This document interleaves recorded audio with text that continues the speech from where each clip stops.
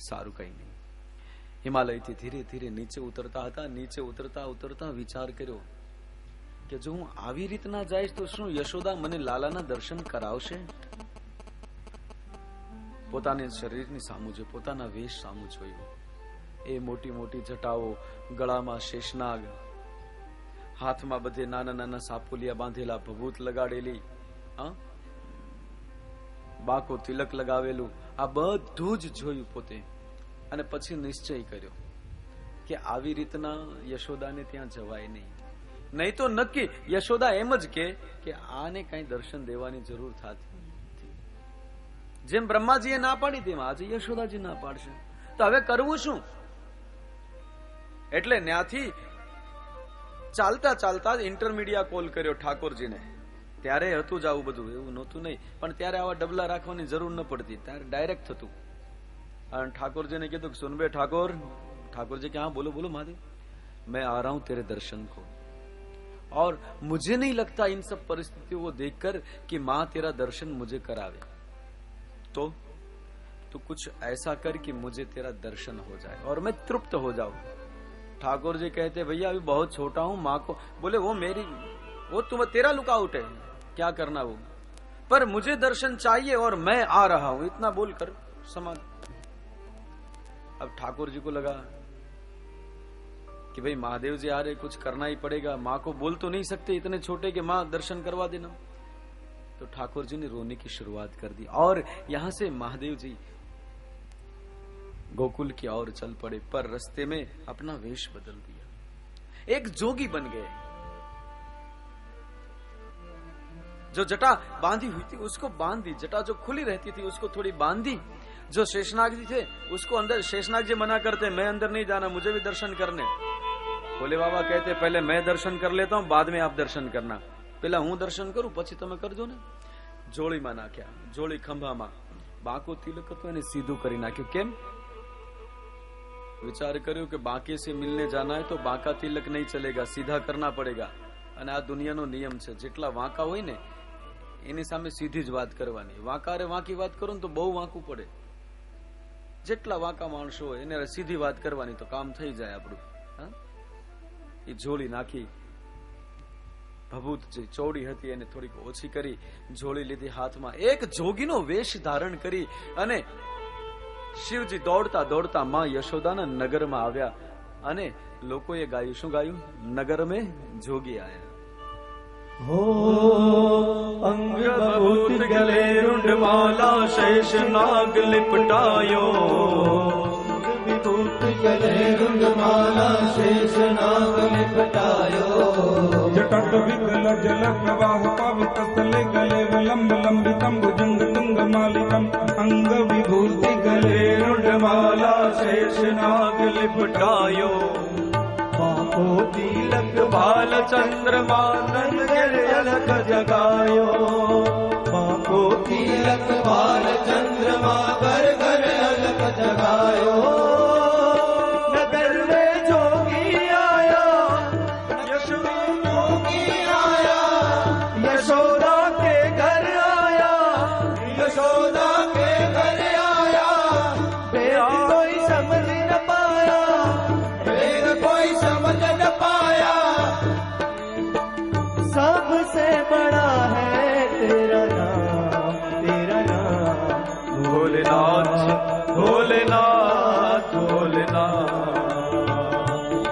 भोलेनाथ, भोलेनाथ, भोलेनाथ। नगर में जोगी आया, नगर में जोगी आया, यशोदा के घर आया, यशोदा के घर आया। के आके अलख जगाया, के आके अलख जगाया। ओ सबसे बड़ा है तेरा नाम, तेरा नाम भोलेनाथ, भोलेनाथ, भोलेनाथ, भोलेनाथ, भोलेनाथ, भोलेनाथ। अंग भभूत गले रुंडमाला, शेष नाग लिपटायो, बांको तिलक भाल चंद्रमा, घर घर अलख जगायो। कैसे है बोले बाबा? हाँ? અંગમાં ભભૂત લગાડેલી હોય. યોગીઓ જેનું નિત્ય ધ્યાન કરે. સાહેબ, હું હંમેશા કહું છું ને, આજે તમને ફરીથી કહી દઉં, એવો કોઈ ધર્મ નથી, એવો કોઈ દેશ નથી, એવું કોઈ રાષ્ટ્ર નથી, એવું કોઈ નેશન નથી જ્યાં શિવની પૂજા નથી થતી. હા? મહાદેવજીની પૂજા ન થતી હોય એવો એકેય ધર્મ નથી. ભલે પછી ઇસ્લામ હોય, ક્રિશ્ચિયાનિટી હોય, શીખ હોય કે સનાતન હોય. એક વાત યાદ રાખજો સાહેબ, જે ધર્મની અંદર આંખ બંધ કરવાનો રિવાજ છે, અંતે એનો બાપ મહાદેવ છે. કારણ આંખ બંધ કરવું એ સમાધિની અવસ્થા છે અને સમાધિના અધિષ્ઠાન દેવ શિવજી છે. કોઈ પણ રિલિજન હોય, અંતમાં એના મૂળની અંદર ગમે ત્યાં શિવજી રહેલા છે. યોગીઓ સતત જેનું ધ્યાન કરે એ શિવજી. અંગ ભભૂત ગલે રૂંઢમાલા, ગળામાં રૂંઢમાલા હોય, આખા અંગ પર ભભૂત લગાવેલી હોય, ગળામાં શેષ નાગ લપટાવેલો હોય અને બાંકુ તિલક કરેલું હોય. એવા મહાદેવજી આજ ઘરેથી નીકળ્યા, રસ્તામાં બધું જ છુપાવ્યું. મુંડમાલા કાઢી સાયરીમાં મૂકી દીધી, હાથમાં ત્રિશૂળ ડમરૂ હતા, એક જગ્યાએ એ પણ મૂકી દીધા ગોકુળની બહાર, કે વળતા વળતા અહીંયાથી લઈ લેશું. એવી કોઈ આઈડેન્ટિફિકેશન પોતાના ઉપર ન રહેવા દીધું કે માં યશોદાને એમ થાય કે આને લાલો નથી બતાવવું. બસ બધું જ નવું કરી નાખ્યું. એક સંતના, એક સાધુના, એક સંન્યાસીના કપડા પહેર્યા, એક જોગીના કપડા પહેરી લીધા, શેષનાગજીને જોડીમાં પધરાવ્યા અને ઓલા હાથમાં સાપોલિયા હતા એને પણ થોડી વાર માટે છોડી અને અલગ કરી નાખ્યા. અને એ શિવજી મહાદેવ આજે નંદાલયની અંદર પ્રવેશ કરી રહ્યા છે. માનું બધું જ છોડી અને શિવજીનું એક જ ધ્યાન છે. શું? કે ગમે એ પરિસ્થિતિમાં આપણે ભગવાન કૃષ્ણના દર્શન લેવા છે. અમારે ઉમરગામથી જયેશભાઈ, સુરેશભાઈ, પ્રવીણભાઈ, કીર્તિભાઈ અને બધા જ મિત્રો પધાર્યા છે. આપણે એમનું હાર્દિક સ્વાગત કરીએ છીએ. પધારો ભગવાન, પધારો. આ અમારો બ્રહ્મ સમાજ છે સુરતનો. મેં તમને કાલે કીધું હતું ને કે અમારો બ્રાહ્મણ એક જ થાય પણ એ પરશુરામ જેવો થાય. આ અમારા 5 પરશુરામ એક હારેલો, અને જયેશભાઈને તો અમે આમે પરશુરામ જ કહીએ છીએ. પધારો પધારો ભગવાન, પધારો.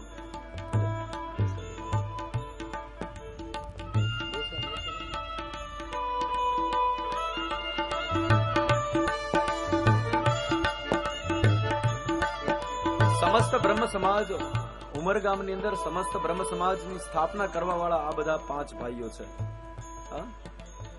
કે જેણે ઉમરગામ તાલુકાની અંદર બ્રાહ્મણ સમાજને ઓળખ આપી હોય એવા આ બધા છે. સુરેશભાઈ છે, અમારા પ્રવીણભાઈ, કીર્તિભાઈ અને જયેશભાઈ, બધા અને સારા સમયે આવ્યા છે. અહીંયા શિવજી ઘાંઘા થયા છે ઠાકોરજીના દર્શન કરવા, અને આવડા બધા ઠાકોરજીના દર્શન કરવા માટે આવ્યા છે. તો શિવજી મહારાજ બધું જ છોડી, પોતાની બધી જ આઈડેન્ટિફિકેશન જેને કહેવાય કે જેની ઓળખાણ બધી હોય એ બધી જ છોડી અને નંદાલયની તરફ ચાલ્યા છે. આવી અને નંદ બાબાને ત્યાં પટાંગણની અંદર નંદાલયમાં ઉભા રહ્યા. આવી અને તરત અવાજ માર્યો, ભિક્ષા માટે અવાજ માર્યો, ભિક્ષા દે મૈયા. તો નંદરાણીજી હાથની અંદર કંચન થાળ ભરી અને ભિક્ષા આપવા માટે નીકળી છે. આજે જોગીનું સ્વરૂપ કઈ અલગ દેખાઈ રહ્યું છે. અંદર ઠાકોર રોઈ રહ્યા છે. કારણ પેલો સંદેશો, હવે માં કે ઠાકોરને નીચે મૂકું કેવી રીતના? એટલે એક દાસીને બોલાવી, અહીંયા આવ. શું? બોલે તું આને કોશિશ કર કે આ શાંત થાય. ત્યાં બહાર જોગી આવ્યો છે ને, હું ભિક્ષા આપીને આવું. સોનાનો થાળ લઈ અને નંદરાણી ભિક્ષા દેવા માટે ગઈ. લેકર ભિક્ષા ચલી નંદરાણી, કંચન થાળ ધરાયો.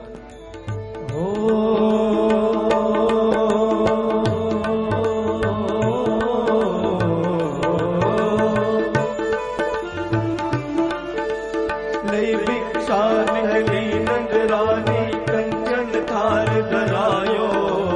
લઈ ભિક્ષા નીકળી નંદરાણી, કંચન થાળ ધરાયો. લો ભિક્ષા જોગી જાઓ આસન પર મેરો માલ ધરાયો. લો ભિક્ષા જોગી જાઓ આસન પર મેરો માલ ધરાયો. નગર में जोगी आया,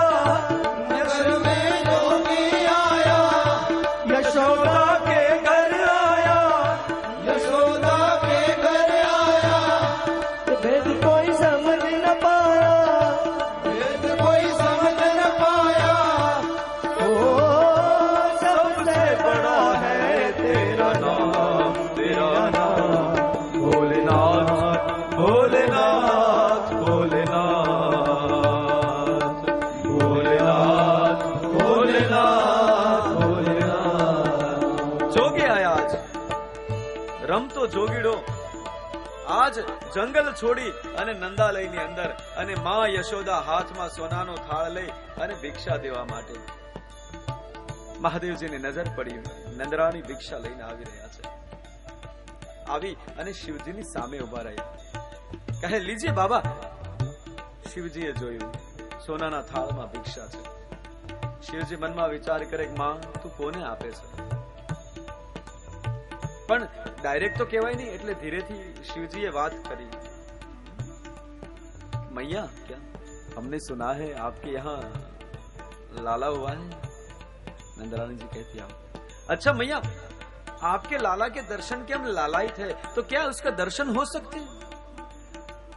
मां यशोदा विचारवा लागी एक तो मारो लालो नानो, બીજું રાતથી રોયા કરે છે, બીજું એમાં આ જોગી સાધુ આનો વેશ, આની લાંબી દાઢી, આટલી મોટી જટા, આખા શરીર પર ભભૂત, આને કેમ લાલાના દર્શન કરાવવા. એટલે માએ કીધું ના એ તો સૂતો છે. એટલે શિવજીને જે ડર હતો, ઠાકોરનો ડર હતો મહાદેવજીનો કે કદાચ યશોદા મને દર્શન નહીં કરાવે, એ ડર સાચો પડ્યો. એટલે शिवजी आजीजी करवा लगे मैया एक बार दर्श करा दो. मैं ना तुम्हारे गांव में जैसे ही आया यहाँ वहां गया वहां सब लोग कह रहे थे कि तेरा लाला तो अनुपम है.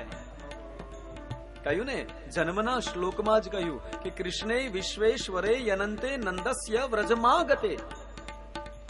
કૃષ્ણ વિશ્વેશ્વર અને અનંત કહ્યા તો અનંતના સ્વરૂપના તો શું વખાણ કરી શકાય. તો शिवजी कहते हैं कि माँ सब मुझे बता रहे थे कि तेरा लाला अनुपम है, एकदम सुंदर है, तो एक बार दर्श करा दे. ये सब की जरूरत नहीं है, मैं केवल तेरे लाला का दर्शन करने आया, उसका दीदार करने के लिए आया हूँ. अब भोलेनाथ जी मना रहे, जैसे तैसे करके माँ का थोड़ा मन पिघला कि चलो जोगी है बता देते हैं, क्या फर्क पड़ जाएगा, दर्शन करके चला जाएगा. अब माँ थोड़ी थोड़ी कन्विंस हो ही रही थी. हाँ इतने में घटना ये घटी कि शिवजी से ज्यादा खाई तो भोलानाथ करता વધારે ઉતાવળ તો શેષનાગને હતી. એટલે ઓલા જોળીમાં નાખે તો ત્યાંથી ડોકું કાઢ્યું કે હું જોઈ લઉં પેલા, અને ઈ યશોદાજી જોઈ ગયા. એટલે યશોદાએ નક્કી કર્યું કે આની પાસે તો સર્પ છે, નાગ છે, આને આપણો લાલો બતાવાય नहीं. यशोदा कहने लगी बाबा देखो चाहिए तो ये भिक्षा है, लेना हो तो लीजिए, नहीं तो. और बाबा भी अड़ गए कि माँ ना चाहिए तेरी दौलत दुनिया और न कंचन माया, हम तो कभी पढ़े ही नहीं इसमें. हाँ ये क्या लेवे हम, जो चपटी भभूत में खजाना रखता हो कुबेर का, वो तेरा कंचन थाल क्या लेगा मैया. ना चाहिए तेरी दौलत दुनिया और न कंचन माया, अपने लाल का दर्श करा दे, मैं दर्शन को आया. ना चाहिए तेरी दौलत दुनिया और न कंचन माया, चाहिए तेरी दौलत दुनिया और न कंचन माया, अपने लाल का दर्श करा दे, मैं दर्शन को आया. अपने लाल का दर्श करा दे, मैं दर्शन को आया.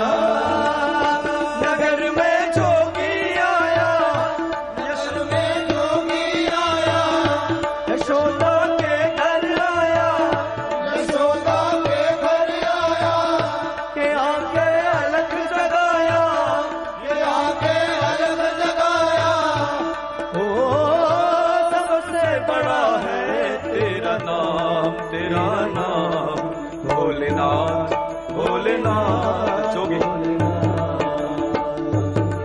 भोलेनाथ, भोलेनाथ, ना चाहिए तेरी दौलत दुनिया और न कंचन माया. ना पाड़ी દીધી ને માને કે માં તારી આ થાળી મારે જોતી નથી. એટલે યશોદાએ બહુ સહજતાથી કીધું नहीं चाहिए. ठीक है. यशोदा चली गई अंदर और यहाँ शिवजी ने कहा, मन में सोचा कि जिसके लिए यहाँ तक आया हूँ, यहाँ तक कि मैंने पार्वती को बोल दिया कि सीक्रेट काम पे जा रहा हूँ, मेरी अर्धांगिनी जैसे मैं कहूँ वैसे चले, और उसको मैंने बोल दिया कि मैं सीक्रेट मिशन पे जा रहा हूँ. अब गुस्सा आया भोलेनाथ जी को, गाड़ दिया त्रिशूल नंदालय में. बोले यहीं बैठे, दर्शन नहीं देगी तब तक कहीं जाने वाले नहीं।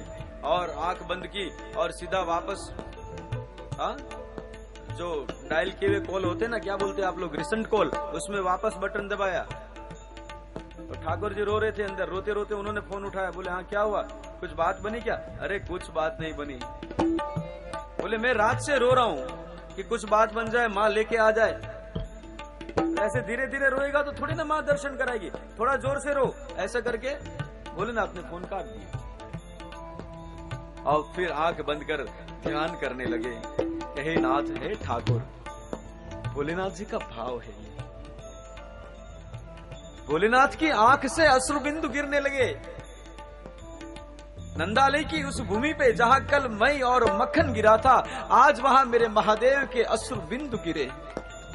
अरे देखो तो सही, मैं मेरे नाथ के दर्शन के लिए हिमालय छोड़कर यहां आया और मां दर्शन नहीं करा। बैठे बैठे ठाकुर जी को प्रार्थना की, अरे कन्हैया, मैं तेरा दीदार करने आया और मां मुझे दर्शन नहीं करा रही। बस यही भाव लेकर यहाँ शिव जी बैठे रहे और अंदर ठाकुर जी बहुत रोने लगे और रोने लगे, और माँ उसको हाथ में ले खिलाए, उसके जो भी हो करे, पर माने नहीं, एक जरा भी नहीं माने। इतने में एक घटना हुई, एक ग्वालन वहां से गुजरी, वहां शिव जी को देखा, जोगी बैठा हुआ था। कहे बाबा भिक्षा लेने आए हो? शिव जी ने सोचा सीधी उंगली से तो घी निकल नहीं रहा है, हाँ चलो टेढ़ी कर लेते। कहे ग्वालन, तुझे क्या मैं वो भिखमंगा साधु दिखता हूँ? कहे क्यों बाबा?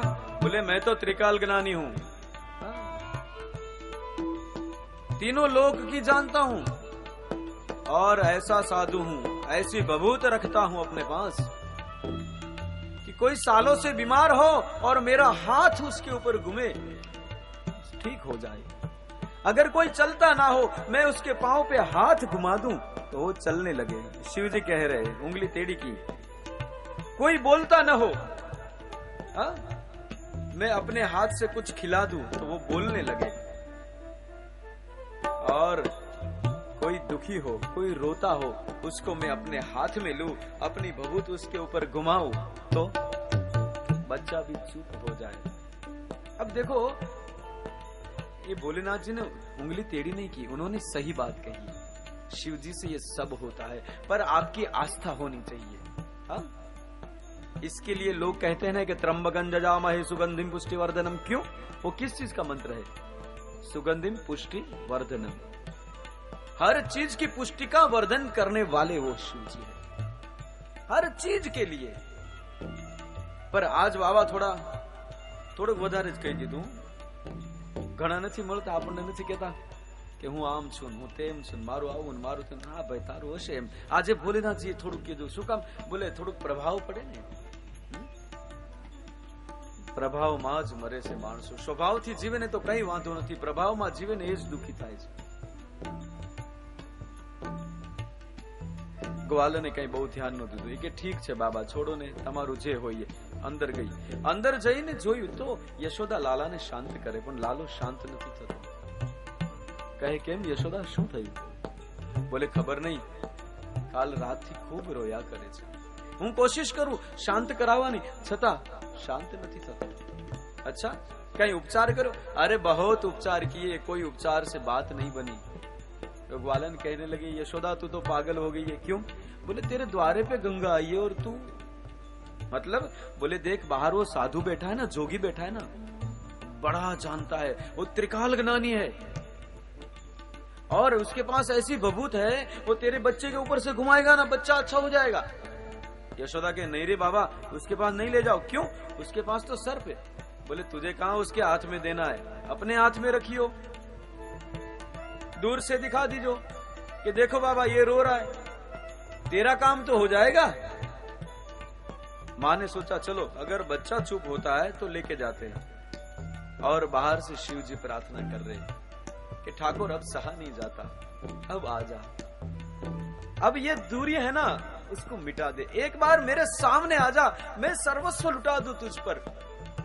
मुझे भी आता है, मुझे भी अच्छा लगता है, अच्छे महल मुझे भी अच्छे लगते हैं, अच्छे वस्त्र आभूषण वो सब मुझे प्यारे हैं, पर मैं क्यों नहीं लेता? क्यों? वो सब अगर मेरे पास होगा तो तू मुझसे दूर चला जाएगा, तो मैं उसका भोग नहीं लेता, केवल तेरे लिए, और तू आज मुझसे दूर है। और यहाँ यशोदा तैयार हुई, लाला को हाथ में उठाया है और घर के बाहर निकली, और वहां से महादेव जी की नजर पड़ी। दृश्य देखो, यहाँ लाला रो रहा है और महादेव जी जैसे ही देखा कि लाला को लेकर माँ बाहर आ रही है, मंद मंद मुस्कान शुरू हो गई। हाँ, काम हो गया। एक हास्य, જીતનું હાસ્ય શિવજીના મોઢા ઉપર આવ્યું કે હા, હવે આવ્યો મારા સામે। અને અહીંયાથી માં યશોદા લાલાને, લાલો ઓર વધારે રોવે। કેમ? એને ભરોસો નથી, એને એમ છે કે જો હું રસ્તામાં બંધ થઈ જઈશ ને તો યશોદા ત્યાંથી પાછી ફરી જશે અને આજ મને શિવજીના દર્શન નહીં થાય। लाला और रोए और जोर जोर से रोए। शिवजी के सामने लेकर आए और जैसे ही दोनों आमने सामने हुए, हरि और हर दोनों की आंखें मिली। 4 आंखें 2 बन गई और वो दृश्य ब्रह्मांड में आकर सब देवता लोग निहारने लगे। और थोड़ी ही देर में भगवान कृष्ण लाला जो रुदन कर रहा था, उसका रुदन मानो दृश्य पलट गया। पहले था कि लाला रो रहा था और शिव जी मुस्कुरा रहे थे, और अब बाजी पलट गई। कृष्ण धीरे धीरे मुस्कान आ गई मुख पर और यहाँ शिव जी रुदन करने लगे। देखो, ये होता है अपने स्वामी को पाना। भोलेनाथ जी की आंख में इतना, जैसे ही लाला ने रोना बंद किया तो मां को थोड़ा भरोसा हुआ। बाबा सामने गए, हाथ में उठाया और फिर कृष्ण को देखते हैं महादेव जी हाथ घुमाए ऊपर लाला को, और फिर मां यशोदा के हाथ में लाला को थंबा दिए और 5 परिक्रमा की। और 5 परिक्रमा करते करते शिव जी ने 5 एडवाइस भी की। पहली परिक्रमा करता करता ઠાકોર જીને સલાહ આપે છે કે સાંભળ કૃષ્ણ, તું કૃષ્ણ તરીકે આવ્યો છો તો મારી પહેલી સલાહ ઈ તને છે કે અહીંયા વ્રજમાં રહેને ત્યાં સુધી બને ત્યાં સુધી બધાને પ્રેમ આપજે। એ લાલા, મારે તો માં કે બાપ છે જ નહીં। અજન્માનો લોકા કિમવે વંતોપી જગતામ, મારે તો મા બાપ છે જ નહીં। પણ સાંભળ, તારે અહીંયા માં યશોદા અને નંદ જેવો બાપ છે, તો એને ખૂબ પ્રેમ આપજે લાલા। બીજી પરિક્રમા કરતા બીજી વાર કહ્યું કે જો લાલા શક્ય હોય ને તો અહીંયા ગાયોની સેવા કરજે। ત્રીજી પરિક્રમા કરતા કહ્યું કે જો લાલા અહીંયાના વ્રજવાસીઓ બહુ ભોળા છે, એને બીજું કાંઈ ન આપી શકે તો કાંઈ નહીં, પણ તારી ભક્તિનું વરદાન એને આપી દેજે। અને ચોથું, લાલા એવું ક્યારેય કંઈ નહીં કરતો જેથી યશોદાનું દિલ દુખે, કારણ માનું હૃદય ક્યારેય દુખાવવું જોઈએ જ નહીં। એક સારું સંતાન સાબિત થાજે। અને 5મી પરિક્રમા કરતા કરતા કહ્યું કે લાલા બીજી એક વાત ભૂલી ન જાતો, નંદ અને યશોદા એ તો તારા રખેવાળ છે, પણ તારા સાચા મા બાપ મથુરાની જેલમાં પડ્યા છે। જેટલું બને એટલું જલ્દી યુવાન થઈ અને એને પેલા છોડાવી લેજે। આ બધી જ સલાહો ઠાકોરજીને શું કામ આપી શિવજી? ઠાકોરજીને ખબર નહીં પડતી હોય? પણ ઠાકોરજી જ્યારે આ ધરાની ઉપર આવે છે ને ત્યારે આપણાથી એવા જોડાઈ જાય છે કે પોતાના નિત્ય જે કર્મ હોય ને એ ચૂકી જાય છે। અનેક વખત ઠાકોરજીએ પોતાના નિયમોને તોડી નાખ્યા છે। જેમ આપણે ભીષ્મ સુતીના સમયે ચર્ચા કરી હતી અને ભીષ્મ દાદાએ કહ્યું હતું તોરી પ્રતિજ્ઞા તોરી મોરી પ્રતિજ્ઞા કાજ। હા, એટલે શિવજીએ કહ્યું કે તું આ વખતે ધ્યાન રાખજે। 5 પરિક્રમા કરી અને પછી યશોદાની સામે ઉભા રહ્યા અને કીધું માં હવે, અરે એમ ક્યાં જતા તમે? તો આ કહેતી હતી તમે જ્યોતિષી છો, જ્યોતિષ જાણો છો? બોલે હા, મારા લાલાનું ભવિષ્ય કયો ને, લાવો પાછો હાથમાં। પાછા ઠાકોરજીના હાથમાં લીધા। એને તો શું છે કે મફતમાં જેટલી વાર મળે લઈ જ લેવું તું। કે છે બોલો શું પૂછવા માંગો? બોલે કાંઈ નહીં, ખાલી એટલું કયો ને કે મારા લાલાના લગ્ન થાશે કે? આ માતાઓની બહુ મોટી તકલીફ। છોકરું ઘોડિયામાં સૂતું હોય ત્યારથી લગ્નની વાતો ચાલુ કરી દે। ત્યારે પેલા એને ભણાવો ગણાવો, અને ગમે એવો છોકરો હોય પણ એને તો કાનુડો જ લાગે। યશોદાજી કે ये मेरे મારા લાલાનું લગ્ન ક્યાં થશે, મારા બધા વેવાઈ કયા ગામના હશે. અને શિવજી તો ભાઈ મોજમાં હતા, ઠાકોરના દર્શન થયા. એ કે માં તું ચિંતા ન કર અને તારે કઈ પૂછવાની જરૂર જ નથી, તું ખાલી એટલું પૂછ કે કયા ગામના તારા વેવાઈ નહીં હોય, કયા ગામના હશે એમ. કેમ? અરે માં એ કે તારો લાલો એ કે 16,108 લગ્ન કરશે, જા મજા કર. અને હાથમાં ઠાકોરજી હતા ને એને ધીરેકથી શિવજીને લાત મારી, ઓલું પાટું માર્યું કે બસ કરો બાબા. હા ને, નહીં તો ઠાકોરજીને કઈ એટલા લગ્ન નહોતા કરવા. ક્યારેક તો આપણને એવું થાય કે આ ઠાકોરજી ધર્મનું સ્નપન કરવા આવ્યા હતા કે લગ્ન કરવા આવ્યા હતા. 16,108 એટલે હંમેશા કહું છું કે રામે જે કર્યું એ કરવાનું, કૃષ્ણએ કહ્યું એ કરવાનું. રામજીએ કેટલા કર્યા? એક જ પત્ની રાખવાની. અને સામે ભાઈઓ બહેનો આ તો યુગ એવો છે ભાઈ, મને તો ખબર નહીં, મને તો તૃણા થવા લાગી છે. એગ્રીમેન્ટ થાય છે, લગ્નના એગ્રીમેન્ટ. 2 વર્ષ માટે આપણે એક એગ્રીમેન્ટ કરી લઈએ, જો બંનેને જામે તો પછી એને કન્ટિન્યુ કરશું, નહીં તો પછી હું થાવા બેઠું છું આ દેશમાં, એ જ ખબર નથી. ખેર જાને દો, उसमें नहीं जाएंगे. ઠાકોરજી કીધું બાબા માપ રાખો ને. શિવજી કીધું સારું ચલો વધારે નહીં કહું. પછી હાથમાં આપીને ફરીથી 5 પ્રદક્ષિણાઓ કરી અને બાબા નીકળી.